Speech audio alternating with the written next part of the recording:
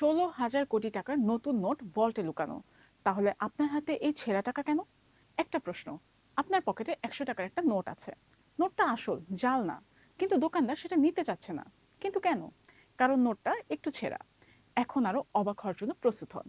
আপনি যখন এই ছেঁড়া নোট নিয়ে ঘুরছেন, তখন বাংলাদেশ ব্যাংকের ভল্টে তালাবদ্ধ অবস্থায় পড়ে আছে 16,000 কোটি টাকার একদম নতুন নোট।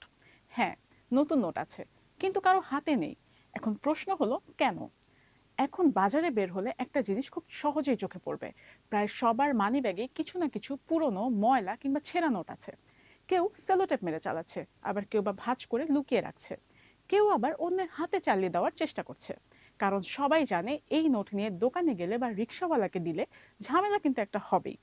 সবচেয়ে মজার বিষয় হলো, আপনার টাকা ঠিকই আছে, কিন্তু সেই টাকা খরচ করার জন্য আপনাকেই বারবার ব্যাখ্যা দিতে হচ্ছে। একটা দেশের জন্য এটা মোটেও স্বাভাবিক ছবি নয়। এবার আসি আসল গল্পে।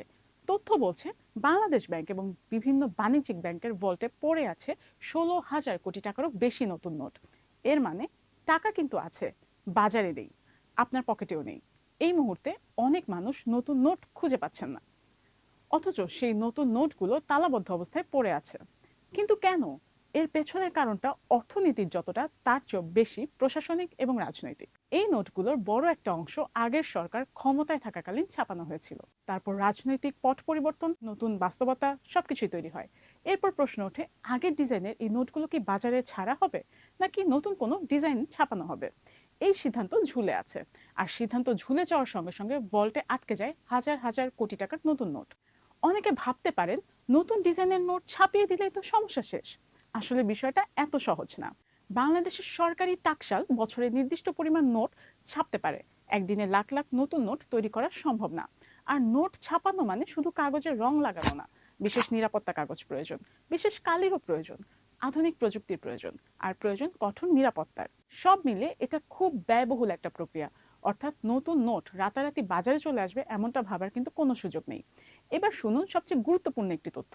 গণমাধ্যমে প্রকাশিত তথ্য অনুযায়ী এখন ভল্টে পড়ে থাকা এই নোটগুলো ছাপাতেই প্রায় 300 কোটি টাকা খরচ হয়েছে। এই টাকা কার? রাষ্ট্রের। আর রাষ্ট্রের টাকা মানে?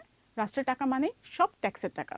এখন যদি এই নোট ব্যবহারই না করা হয়, তাহলে একই পরিমাণ নতুন নোট আবার ছাপাতে আরো শত শত কোটি টাকা খরচ হবে।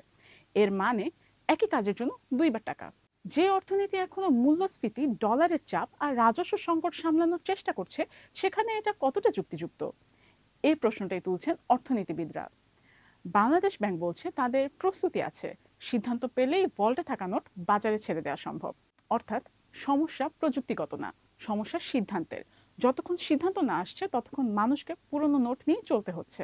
এই পুরো গল্পে সবচেয়ে বেশি কষ্ট কে পাচ্ছে? কোনো ব্যাংক, কোনো কর্মকর্তা? না, কষ্ট পাচ্ছে সাধারণ মানুষ। রিক্সা ভাড়া দিতে গিয়ে ঝামেলা, দোকানে গিয়েও ঝামেলা, বাসের কন্ডাক্টরের সঙ্গেও ঝামেলা। অনেক সময় নিজের টাকাই নিজের কাছে বোঝা হয়ে যাচ্ছে এখন। যে টাকার মূল্য রাষ্ট্র স্বীকার করে, সেই টাকা যদি বাজারে মানুষ ব্যবহারই করতে না পারে, তাহলে সমস্যাটা টাকার না, সমস্যাটা পুরো ব্যবস্থার। সবশেষে একটা প্রশ্ন রেখে শেষ করি। একদিকে মানুষের হাতে ছেঁড়া টাকা, প্রায় অচল নোট, অন্যদিকে ভল্টে 16,000 কোটি টাকার নতুন নোট। এই অবস্থায় কোনটা বেশি জরুরি? নতুন ডিজাইনের জন্য আরো অপেক্ষা, নাকি আগে থেকেই ছাপানো নোটগুলো বাজারে ছেড়ে সাধারণ মানুষের ভোগান্তি কমানো? উত্তর খুঁজছি আমি, আফরিন প্রিয়া, টাইমস 24।